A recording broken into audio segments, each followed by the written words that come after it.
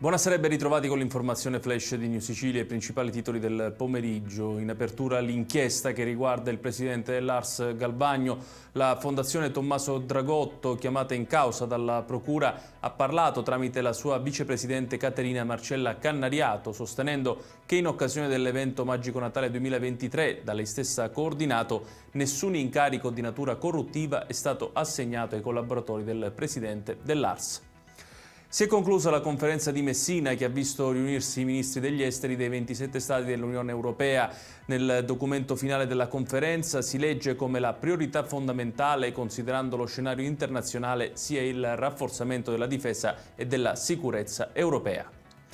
È stata depositata la motivazione della sentenza sul caso Open Arms che ha visto l'assoluzione dell'allora ministro degli interni Matteo Salvini, accusato di sequestro di persone e rifiuto di atti d'ufficio. I giudici hanno scritto che lo Stato italiano non aveva l'obbligo di fornire il porto sicuro alla nave.